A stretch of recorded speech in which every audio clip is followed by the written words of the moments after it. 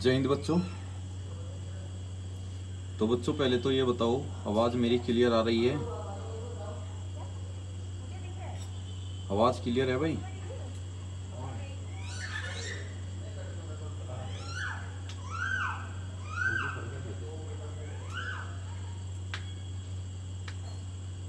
बच्चों मैंने आपको जो कैडेट्स डिफेंस एकेडमी का टेलीग्राम चैनल है उस पर भी कुछ स्क्रीनशॉट भेजे हैं जो कोड शेयरिंग से रिलेटेड है।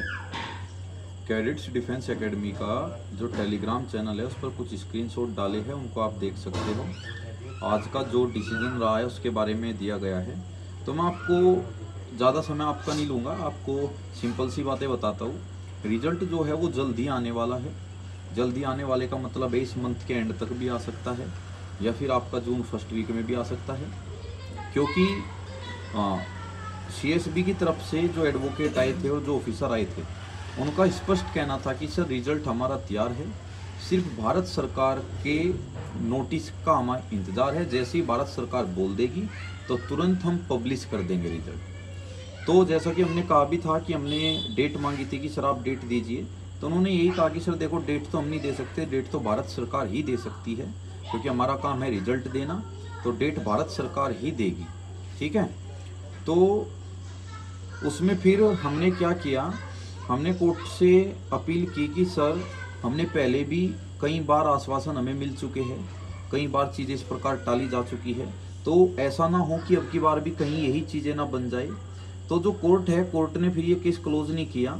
तो उन्होंने क्या, मैंने टेलीग्राम में डाला है, आप भी पढ़ना। उन्होंने दिया है petitioner to file appropriate implement application within a week, list after 1 week. तो देखो वहाँ पर उसमें बताया गया है कि जो हमने पिटीशन फाइल की है, ठीक है, अब हमारी तरफ से भारत सरकार को एक सप्लीमेंट्री फाइल हम करेंगे, और जो सप्लीमेंट्री फाइल करेंगे वो भारत सरकार को जाएगा।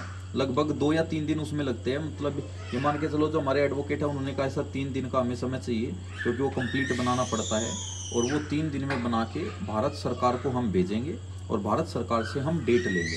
हालांकि जो CSB ने हिंट दिया है, तो CSB ने हिंट यही दिया है कोर्ट में भी कि सर सब कुछ रेडी है, सिंगल क्लिक पे रिजल्ट आउट हो जाएगा, बस भारत सरकार जैसे ही हमें बोलता है हम रिजल्ट जारी कर देंगे। उन्होंने ये भी बोला कोर्ट के अंदर कि बहुत ही जल्द, डेट तो हम नहीं दे सकते, बहुत ही जल्द रिजल्ट पब्लिश होने वाला है और इस महीने के एंड तक भी हो सकता है। तो ये हिंट बहुत बड़ा हिंट है, उनके द्वारा दिया गया ये हिंट बहुत बड़ा हिंट है। बाकी 3 दिन हमें लगेंगे, कल परसों तरसों, 3 दिन के अंदर सप्लीमेंट्री हम अपना रेडी करवा के पूरा का पूरा, और भारत सरकार के जैसा कि कोर्ट ने कहा कि भारत सरकार को आपको भेजना है, तो वहाँ से डेट मिलेगी तो भारत सरकार को हम भेज देंगे। तो जैसे ही वहाँ से भेजते हैं तो चीज़ें बिल्कुल क्लियर हो जाएगी।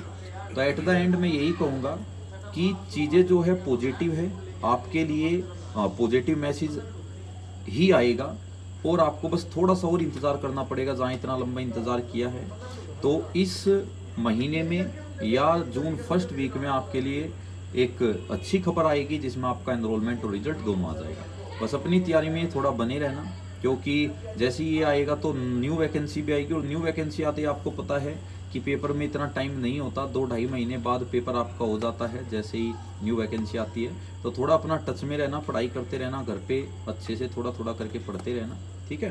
तो बाकी अब एज रिलैक्सेशन का मुद्दा आता है। जैसे न्यू वैकेंसी आएगी तो न्यू वैकेंसी में एज रिलैक्सेशन का क्या रहेगा।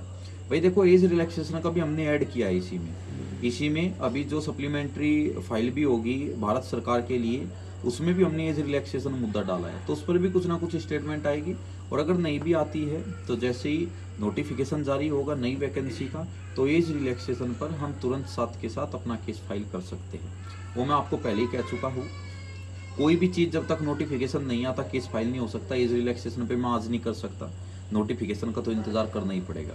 बाकी रही नेवी की बात, नेवी ने नोटिफिकेशन दिया था ऑफलाइन एग्जाम कराने का, वो नेवी ने वापस ले ही लिया था जब केस किया था। अब नेवी दोबारा जब नोटिफिकेशन देगा तो ऑनलाइन ही एग्जाम कराएगा। एयरफोर्स का होगा तो नेवी का भी फिर जल्द ही होगा, तो वो ऑनलाइन ही एग्जाम कराएगा। और अगर ऑनलाइन एग्जाम नहीं कराता, वो वापस से ऑफलाइन बच्चों को बुला लेता है, तो वो केस पर 100 के 100% हमारी पकड़ मजबूत है। पहले भी उस केस को हम जीते हैं, आगे वो कंटिन्यू हो जाएगा सेम, और कंटिन्यू अगर वो होता है तो फिर से उनको जवाब देना पड़ेगा और उनको ऑनलाइन ही कराना पड़ेगा। तो नेवी के लिए भी निश्चिंत रहिए, एयरफोर्स के लिए भी निश्चिंत रहिए, चीज़ें कहीं ना कहीं आपके फेवर में हैं, ठीक है। और एक चीज़ और, बहुत आदमी होते हैं कहने सुनने वाले भी, कुछ सोचेंगे कि इसलिए बोला जा रहा है कि एडमिशन का टाइम है, ये है, इसलिए टाइम दे दिया। देखो मैं तो आपको यही कहता हूँ कि जब तक फॉर्म ना आए तब तक आप कोचिंग ज्वाइन मत करो, ठीक है। मैं नहीं कहता कि आप भाई बैच बन रही है और एकेडमी में आओ, फॉर्म आएंगे तभी आप कोचिंग वगैरह ज्वाइन करो, तभी आप आगे अपना जो भी करना है। मैं नहीं कहता कोचिंग भी ज्वाइन करो, घर रह के भी पढ़ सकते हो, जो घर रह के पढ़ना चाहता है वो घर पढ़ो, जिसको कोचिंग ज्वाइन करनी है, चाहे वो हमारा कोचिंग हो चाहे किसी और का कोचिंग हो, वो कोचिंग ज्वाइन करे। जब रिजल्ट आ जाए तब ज्वाइन करो। मैं नहीं कहता कि रिजल्ट आने वाला है, 1 महीने में रिजल्ट आ जाएगा, आप कल से कोचिंग ज्वाइन कर लो, जल्दी पढ़ाई कर लो, मैं ये बात बिल्कुल नहीं बोलूँगा, क्योंकि मैं मेहनत कर रहा हूँ बच्चों के लिए, आप लोगों के लिए, न कि अपने कोचिंग सेंटर में बच्चे आ जाए इसलिए मैं मेहनत नहीं कर रहा हूँ। अगर इसलिए मेहनत करनी होती तो 2 कोर्ट केस मैं कर चुका हूँ, आपसे पैसे मांगता, एक भी कोर्ट केस में मैंने पैसे नहीं मांगे। नेवी का खुद लड़ा, किसी से एक पैसा नहीं लिया। इसी प्रकार एयरफोर्स का भी खुद लड़ रहे हैं, किसी से एक पैसा नहीं लिया, ना किसी बच्चे से पैसा लिया, ना किसी टीचर से पैसा मांगा, ना किसी टीचर को ब्लेम किया कि कोई पैसा नहीं दे रहा है, ठीक है। क्योंकि सीधी सी बात है, जिसको बच्चों के लिए कुछ करना होता है वो करता है, वो बकवास नहीं करता, वो किसी प्रकार की एक टर्म्स, एक वर्ड होता है जिसको बहुत बहुधा यूज कर देते हैं, हालांकि ये टर्म्स अच्छा नहीं है, ये वर्ड अच्छा नहीं है, लेकिन बहुत जगह ये यूज हो जाता है, बकचोदी करना, जिसमें बहुत ज़्यादा बकवास होती है बड़े स्तर पर। तो ये चीज़ें हम नहीं करते, हम सिर्फ बच्चे के लिए मेहनत करते हैं, बच्चे के वेलफेयर में काम करते हैं, वो हम कर रहे हैं। बहुत से लोग तो वो बुराई तो करेंगे ही करेंगे, ठीक है। ऐसा भी हो सकता है कि वो 2-4 बच्चों को बरगलाए, बहकाए, 2-4 बच्चों को वो पैसे वगैरह खिलाकर किसी न किसी तरीके से प्रोपेगेंडा बनाकर हमारे खिलाफ यूज करे। लेकिन हमने सिर्फ एक ही चीज़ मानी है कि आप लोगों को जो अच्छा लगे आप वो करो। अगर आपको हम पर विश्वास रहे और आपको लगे हम अच्छा कर रहे हैं तो आप हम पर विश्वास करो, हमसे पढ़ो और आगे अपना जो भी एग्ज़ाम वगैरह देना वो करो। अगर आपको लगे कि भाई सर लोग अच्छे नहीं हैं, संजीव सर अच्छे नहीं हैं, रोबिन सर अच्छे नहीं हैं, कैडेट डिफेंस एकेडमी अच्छी नहीं है, तो आप बिल्कुल भी हम पर विश्वास मत करो, बिल्कुल भी हमसे पढ़ाई मत करो। और भी बहुत एकेडमी इस हिंदुस्तान में है, आप वहाँ पे जाओ, वहाँ पे पढ़ो। तो मैं बिल्कुल भी ये नहीं कहूँगा किसी चीज़ को लेकर कि ये है गलत सही के ऊपर विवाद करने की कोई मतलब भी नहीं है, क्योंकि अगर आपको हम सही लगते हैं तो दुनिया गलत बोलती रहे, कोई मतलब नहीं है। और अगर आपको हम गलत लगते हैं तो भगवान भी आके हमें सही बोल दे, तो तब भी उस चीज़ की कोई वैल्यू नहीं रह जाती। तो जो भी आपके लिए रहेगा भाई, हमेशा आपके लिए खड़े हैं, हमेशा आपके लिए खड़े रहेंगे। और भगवान ने चाहा जब भी आपका एग्ज़ाम आएगा फिर से आपको पढ़ाएंगे, और आउट ऑफ आउट आप पेपर में करके आओ ऐसा पढ़ाएंगे। आप जिस दिन पेपर करने जब आप कहोगे हाँ भाई सर लोगों ने पढ़ाया और पूरा का पूरा पेपर में फंसा, ऐसा हम पढ़ाएंगे और ऐसा पढ़ाते आए हैं और ऐसा पढ़ाते रहेंगे।